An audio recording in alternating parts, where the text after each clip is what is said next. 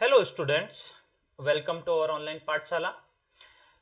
बच्चा पार्टी, इससे पहले हमने जो जितना भी हमने वीडियोस में जो हमने इससे पहले वीडियोस में देखा, वो basic method of preparation of alkyl halide का हमने एक स्टार्टअप किया था कि अल्कोहल से किस तरीके से एक बेसिक प्लेटफॉर्म में किस तरीके से बनाया जाता है।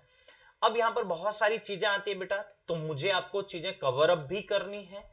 तो जहां पर जो भी चीज आपको प्रॉब्लम करेगी वही चीज मुझे आपको बतानी भी है। तो इन जनरल वर्ड की आपको ये ध्यान में रखना है कि हमारे पास कौन सी चीज कहां पर इंटरेक्ट कर रही है, उसको किस तरीके से एक्सप्लेन करना है। तो मैं वन बाय वन यहां पर आपको पूरा बताते हुए चल रहा हूं, फिर उसके बेस पर हम पूरा मैकेनिज्म को डिस्कस करेंगे। ये भी मैं आपको पूरा बताऊं कि हमें किस तरीके से पढ़ाई करनी है, ये जानना हमारे लिए बहुत जरूरी है और बहुत इंपॉर्टेंट भी है। सो आई होप कि बेटा आप लोग वहां पर अच्छे से उस चीज को समझ रहे होगे, उस चीज को अच्छे से क्लियर किया होगा आपने, और उस चीज को आप अच्छे से दिमाग में रख भी रहे होगे। तो बेसिकली मेरा मेन पर्पज आपको ये बताने का है कि हम कोई भी कॉन्सेप्ट को स्टडी कर रहे हैं तो वहां पर उसको पूरा अच्छे से डिटेल में पढ़ें। तो उसी बेस पे यहां पर क्या होगा बेटा, मैंने आपको बोला था कि यहां पर SN1 के लिए जब बात करी थी तो एक पॉइंट मैं आपको बताता हूं कि अगर कार्बोकैटायन का फॉर्मेशन होता है तो मैं उसको पॉइंट को आपको बता देता हूं कि अगर इन केस, ध्यान रखना मैं आपको पूरा बताता हूं यहां पर स्टेटमेंट के बेस पे, in case of formation of carbocation then, ये जो सिचुएशन पूरा बना रहा हूं कार्बोकैटायन के फॉर्मेशन के लिए, तो उसके लिए हमारे पास पॉइंट आता है बेटा स्टेबिलिटी ऑर्डर। तो स्टेबिलिटी ऑर्डर जो है बेसिकली हमारे लिए वो बहुत इंपॉर्टेंट बन जाता है। तो स्टेबिलिटी ऑर्डर के लिए अगर हम बात करें तो जनरली स्टेबिलिटी ऑर्डर हम कार्बोकैटायन जब पढ़ाते हैं तभी बता देते हैं, लेकिन यहां पर एक पॉइंट और आता है कि स्टेबिलिटी ऑर्डर को किस तरीके से जो मेंशन कर रखा है वो किस तरीके से होगा। सपोज करिए मैं एक आपको ये बताता हूं कि यहां पर एक टर्म आता है रीअरेंजमेंट, स्टेबिलिटी के बेस पे ही कि रीअरेंजमेंट क्यों हो रहा है, इसका मतलब रीअरेंज होना, मतलब आप समझ रहे हो रीअरेंज का मीनिंग ही आप समझ रहोगे बेटा कि एक पोजीशन से दूसरी पोजीशन पे जाना, that is known as rearrange. तो अब रीअरेंज क्यों हो रहा है, क्योंकि वो स्टेबिलिटी ज्यादा गेन कर रहा होगा। तो स्टेबिलिटी को गेन करने के लिए वो रीअरेंज कर रहा है, इसी वजह से एक प्रोसेस यहां पर चलती है बेटा, रीअरेंजमेंट या इसको शिफ्टिंग भी बोला जाता है। ठीक है, शिफ्टिंग भी बोला जाता है। ठीक है, तो ये जो टर्म है ये हमें यहां पर डिस्कस करना है। तो इसके लिए कौन कौन से शिफ्टिंग होती है, फर्स्ट जैसे 1,2 हाइड्राइड बोल देते हैं, एक जस्ट एग्जांपल दे रहा हूं 1,2 हाइड्राइड। ठीक है, ऐसे 1,2 मिथाइल शिफ्ट भी हो जाता है, methyl shift. Okay, and 1,2 phenyl shift भी बोल देते हैं, 1,2 फिनाइल शिफ्ट। ठीक है, 1,2 फिनाइल शिफ्ट। तो ये जो है हमारे पास बेटा बेसिकली ये तीन टाइप के बेसिक शिफ्ट है, लेकिन ऐसा नहीं कि यहीं पर तक टिका रहता बेटा, बहुत सारी चीजें हैं, मैं आपको बहुत सारा डिटेल में बताऊंगा। उससे पहले थोड़ा सा स्टेबिलिटी का ऑर्डर बताता हूं, stability order, stability of carbocation, carbocation का स्टेबिलिटी का ऑर्डर आपको क्लियरली पता होगा बेटा। सबसे पहले जो एक्सेप्शनल केस होते हैं जिसमें डांसिंग रेजोनेंस मिलता है बेटा, वो केस आता है जो हम बेसिकली जब कार्बोकैटायन की स्टेबिलिटी का बेसिक ऑर्डर हम 11th में जब पढ़ाते हैं बेटा, वहां पर हमें बताया जाता है। उसके बाद यहां पर जो रिक्वायरमेंट है वो बेसिकली सबसे पहला पॉइंट हमारे पास आता है, वो एक्सेप्शनल कहो या डांसिंग रेजोनेंस के बेस पे बोलो, उसके अलावा जो यहां पर ऑर्डर आएगा उसको मैं पूरा आपके सामने मेंशन करते हुए चल रहा हूं। First is aromaticity, aromaticity. ठीक है। सेकंड हमारे पास आ जाता है रेजोनेंस। अब रेजोनेंस जो है बेटा, वो रेजोनेंस हम बेसिकली ये जानते हैं कि मीजोमेरिक इफेक्ट, रेजोनेंस एक ही है। तो रेजोनेंस में भी अगर मैं देखूं, प्लस एम जो होगा वो पहले आता है। प्लस एम जो है बेटा डोनेटिंग ग्रुप होता है, इलेक्ट्रॉन डोनेटिंग ग्रुप। उसके बाद हमारे पास इसमें भी प्लस एम में भी स्ट्रॉन्ग प्लस एम की बात करेंगे, पहले आएगा, फिर जाके हमारे पास वीक प्लस एम आएगा, वीक प्लस एम आएगा। तो ये एक बेसिक क्राइटेरिया मैं आपको बता रहा हूं। इसके बाद हाइपर कॉन्जुगेशन, हाइपर कॉन्जुगेशन, ठीक है, ये बेसिक ऑर्डर है। इसके बाद इंडक्टिव इफेक्ट, इंडक्टिव इफेक्ट मतलब ये हमारे पास ये लास्ट पार्ट में आएगा। और इसके बाद अगर आप जा रहे हो कहीं पर, तो वो anti aromatic compound, anti aromatic, aromatic compound. तो ये भी मैं लिख दे रहा हूं इसलिए ताकि आपको क्लियर हो जाए, एंटी एरोमेटिक कंपाउंड। ये बेसिक ऑर्डर है। जस्ट एग्जांपल एरोमेटिसिटी की अगर बात करें, तो एरोमेटिसिटी में हमें ये पता है कि हमारे पास, अगर जस्ट एक एग्जांपल के बेस पे लूं कि इस टाइप से बेटा, हाँ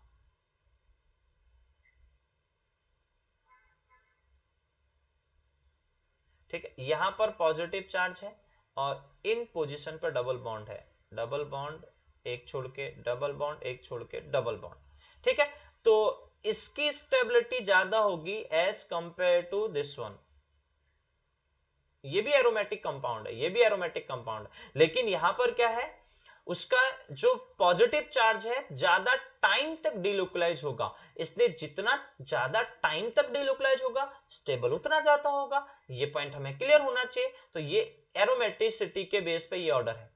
बाकी तो आपको स्ट्रॉन्ग प्लस एम की बात करें, तो स्ट्रॉन्ग प्लस एम आपको पता ही है, जैसे अगर किसी कार्बन पे पॉजिटिव चार्ज लगा है, तो कार्बन पे पॉजिटिव चार्ज है, तो यहां पर अगर मैं OCH3 लगाऊं तो ये स्ट्रॉन्ग प्लस एम की बात करेगा।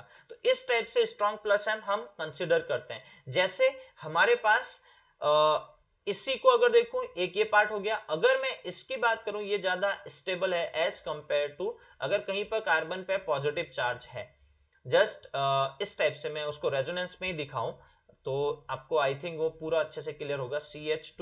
CH2 positive charge, single bond CH, double bond CH2।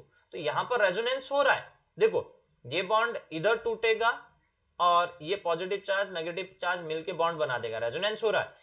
अगर वो कंडीशन, बेसिक जो कंडीशन आपने पढ़ी है, तो जनरली हम उसको ऐसे बताते हैं, A double bond B, single bond C पे पॉजिटिव चार्ज। उसके बेस पे मैं डायरेक्टली ये बता सकता हूं कि यहाँ रेजोनेंस हो रहा है, इसी वजह से ये स्टेबल होगा, बट इससे ज्यादा स्टेबल नहीं होगा। क्यों? क्योंकि ये स्ट्रॉन्ग प्लस एम ग्रुप है। This one is the strong plus M, strong plus M, ये बहुत इंपॉर्टेंट है। ये एक बेसिक ऑर्डर मैंने आपके सामने रखा जिसके बिहाफ में आप चीजों को अच्छे से समझ पाओ। ओके, तो हम बात कर रहे थे बेटा इसका बेसिक स्टेबिलिटी ऑर्डर के बाद हम बात करते हैं कि रीअरेंजमेंट किस तरीके से किया जाता है। तो वो रीअरेंजमेंट को थोड़ा बेसिक से समझाऊं, फिर हम कुछ क्वेश्चन में चलेंगे। ओके, रीअरेंजमेंट क्या है बेटा? बेसिकली हमारे पास रीअरेंजमेंट में क्या होता है, देखिए रीअरेंजमेंट में क्या होता है, हम बेसिकली ये कहते हैं कि जब भी रीअरेंजमेंट होता है तो इसका मतलब ये है कि रीअरेंजमेंट तभी हो रहा है बेटा, जो मैंने अभी आपको बेसिक पॉइंट समझाया कि स्टेबिलिटी ज्यादा हो रही होगी, स्टेबिलिटी इंक्रीज कर रही होगी। यहां पर मैं मानता हूं सपोज ये पॉजिटिव चार्ज है, ठीक है ना, यहां पर पॉजिटिव चार्ज है, और अब क्या हो रहा होगा, यहां पर मैं मेंशन करता हूं बेटा आपको, यहां पर हाइड्रोजन हो सकता है, CH3 हो सकता है, कोई एक फिनाइल ग्रुप हो सकता है, या बॉन्ड भी हो सकता है। ये पूरा पार्ट, अब देखिए बेटा ये पूरा पार्ट यहां से निकल के ये सीधे यहां चले जाता है, पूरा का पूरा विद बॉन्ड, बॉन्ड को लेके, अब बॉन्ड भी टूटा उसके साथ इलेक्ट्रॉन लेके जाएगा पूरा, ठीक है ना। तो इसके बेस पे जो बनने वाला कंपाउंड है बेटा वो कुछ इस टाइप से बनता है। यहां पर पॉजिटिव चार्ज आ जाएगा और यहां पर हमारे पास वो आ जाएगा जो हमने वहां शिफ्ट किया। तो ये H था, CH3 था, PH था और हमारे पास बॉन्ड भी था। ठीक है ना। तो इसका मतलब मैं एक चीज लिख रहा हूं उसको समझना। आपको दिखेगा ये सर सेम ही तो है, आपने तो बोला कि सर ये, मैं नहीं उसकी बात नहीं कर रहा हूं बेटा, यहां क्या है उससे मतलब नहीं। अभी मैं ये कहना चाह रहा हूं कि ये शिफ्ट हो रहा है तो इसका मतलब इस पे पॉजिटिव चार्ज जो आ रहा होगा, वहां पर जो पॉजिटिव चार्ज आ रहा है बेटा वो ज्यादा स्टेबल होगा। इसका मतलब ये लेस स्टेबल है, ये लेस स्टेबल है, और ये जो है बेटा मोस्ट स्टेबल है, not more stable, most stable, most stable. ठीक है। तो ये चीज हमें दिमाग में रखनी है। तो एक चीज समझना बेटा अच्छे से, most stable and more stable में डिफरेंस होता है। सो आई होप कि बेटा आप लोग अच्छे से समझ रहे होगे मेरी बात को और अच्छे से आपके दिमाग में वो सेट भी हो रहा होगा। मोस्ट स्टेबल की बात कर रहा हूं, मोर स्टेबल की बात नहीं कर रहा हूं। हमें लेस स्टेबल से मोस्ट स्टेबल के डायरेक्शन में जाना है। तो अब हमें हमारे पास देखिए बेटा, इस पॉइंट को हमें अगर ये फिनिश किया तो अब हम यहां पर देखते हैं कि किस तरीके से सिचुएशन आएगी। एक जस्ट फॉर्म बना के देखते हैं ताकि आपको क्लियरली पता चल जाए। ओके, क्वेश्चन कुछ इस तरीके से है, क्वेश्चन के फॉर्म में ही लिया है मैंने बेटा। कार्बन है, इस पे हाइड्रोजन भी है, इस पे CH3 भी है और इस पे PH भी है, और यहां पर जो कार्बन है इस कार्बन पे पॉजिटिव चार्ज है, CH2 पॉजिटिव। अब देखो बेटा, अगर मैं पॉजिटिव चार्ज को यहां ले जाता हूं तो ज्यादा स्टेबल होगा, किसी भी केसेस में आप ले जा रहे हो। ठीक है, लेकिन मैंने आपको क्या बोला, मोस्ट स्टेबल के डायरेक्शन में हमें सोचना है। तो हमें मोस्ट स्टेबल वाला पॉइंट ही देखना है। तो तीनों में से तीनों शिफ्ट हो जाएंगे, ये कार्बन ज्यादा स्टेबल बन जाएगा, मोर स्टेबल बन जाएगा, बट हमें मूव करना है most stable, not more stable. Okay, तो तीन पार्ट मैं आपको बता रहा हूं, आप देखिएगा बेटा। फर्स्ट पार्ट हमारे पास, अगर मेरा हाइड्राइड शिफ्ट हुआ, इसको मैं नंबर 1 लिख देता हूं। ठीक है ना। तो नंबर 1 से अगर हम देखें, ये शिफ्ट होके यहां आया। ठीक है, तो उसको लिखते हैं 1 2 हाइड्राइड, जो मैंने पहले आपको बताया था। तो सीधे सीधे मैं प्रोडक्ट लिख रहा हूं, CH3, C पे positive charge and CH3 and PH, ये बन जाएगा। ठीक है, दूसरा बेटा, अब हम यहां पर एक काम और करते हैं, इसको शिफ्ट कर लेते हैं। अगर हम इसको शिफ्ट कर रहे हैं, इसको मैं सेकंड नंबर दे रहा हूं, तो ये मेरा सेकंड नंबर हो जाएगा। ठीक है, इसको शिफ्ट करके मैं प्रोडक्ट बनाऊं तो क्या बनेगा, C, इधर PH लिख देता हूं मैं, इस पे पॉजिटिव चार्ज, इधर हाइड्रोजन आ जाएगा। ठीक है, और यहां पर CH2 CH3 हो जाएगा, ये बन जाएगा। अब तीसरा जो कंडीशन है बेटा, थर्ड कंडीशन, थर्ड कंडीशन पर हम आ जाते हैं। थर्ड कंडीशन फिनाइल शिफ्ट की बात कर लेते हैं। तो जब फिनाइल शिफ्ट होगा तो मैं थर्ड नंबर ले लेता हूं, तो थर्ड कंडीशन को दिखाएं। तो फिनाइल शिफ्ट होगा तो क्या बनाएगा बेटा, यहां CH3 है, एज इट इज रखो, CH, और यहां पर पॉजिटिव चार्ज, और यहां पर CH2 PH, ये हो जाएगा। अब बेटा देखो, मुझे ये देखना है कि सबसे ज्यादा स्टेबल कौन सा है। देखो काउंट करते हैं, यहां पर मैं मेंशन कर रहा हूं बेटा, इस वाले स्ट्रक्चर में, इस वाले स्ट्रक्चर में 6HC है, हाइपर कॉन्जुगेशन, और रेजोनेंस भी है। ठीक है, रेजोनेटिंग स्ट्रक्चर भी मिलेंगे। यहां पर बेटा आपको केवल 5HC मिल पाएंगे। ठीक है, और रेजोनेंस नहीं मिल पाएगा। यहां पर आप देखोगे तो यहां पर अगर आप ऑब्जर्व कर रहे हो, इस केस में, अगर मैं इस केस में जाता हूं तो मुझे दिख रहा है कि यहां रेजोनेंस भी है, रेजोनेटिंग स्ट्रक्चर भी मिलेंगे, और साथ में टू हाइपर कॉन्जुगेशन भी मिलेंगे। तो देखो बेटा, दो केस में, मतलब सिंपली बोलूं तो मेरे पास ये तो नहीं हो सकता है, क्योंकि रेजोनेंस जहां पर है बेटा मुझे उसे प्रायोरिटी देनी है, ये फिक्स हो गया, क्योंकि कार्बोकैटायन की स्टेबिलिटी में रेजोनेंस पहले आ रहा है हाइपर कॉन्जुगेशन से। ठीक है, तो केवल हाइपर कॉन्जुगेशन है तो नहीं माना जाएगा। अब रेजोनेंस भी है और हाइपर कॉन्जुगेशन भी है, यहाँ पर रेजोनेंस भी है, हाइपर कॉन्जुगेशन, तो रेजोनेंस दोनों में इक्वल हो गया यानी कैंसिल आउट। अब हाइपर कॉन्जुगेशन को देखेंगे, यहाँ पर 2 है, यहाँ पर 6 है, तो 6 वाला ज्यादा स्टेबल होता है, तो ये हो जाएगा हमारा मोस्ट स्टेबल। ये जो स्ट्रक्चर होगा बेटा, ये हमारा मोस्ट स्टेबल, मैं यहां मेंशन कर देता हूं मोस्ट स्टेबल, मोस्ट स्टेबल, यानी ये स्ट्रक्चर हमारा मोस्ट स्टेबल होगा, यानी दो ये स्ट्रक्चर को हम नहीं काउंट करेंगे।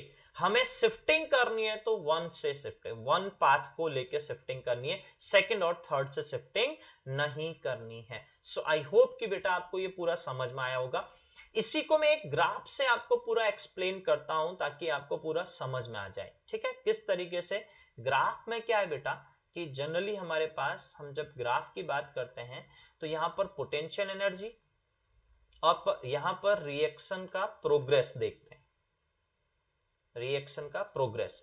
तो बेटा सपोज करिए यहां पर था हमारे पास, और उसके बेस पे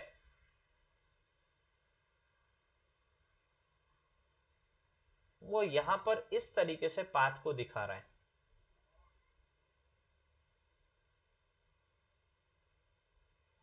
ठीक है।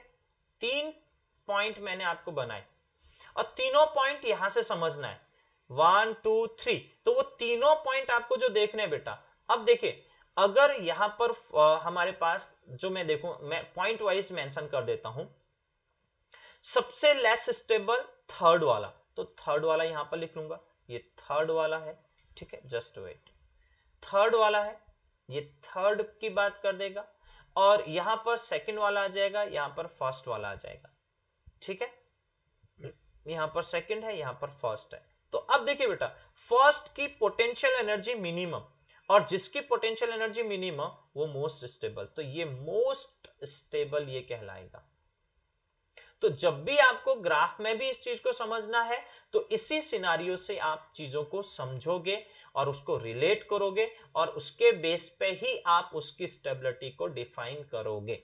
सो आई होप कि बेटा आपने ये पूरा अच्छे से समझा होगा और आपको पूरा अच्छे से ये क्लियर हुआ होगा। अभी इसका एक बेसिक कॉन्सेप्ट ही मैंने आपको समझाया है, हम आगे इसका क्वेश्चन भी करेंगे और पूरा अच्छे तरीके से इसको समझेंगे भी। ओके, ठीक है, थैंक यू, बाय बाय।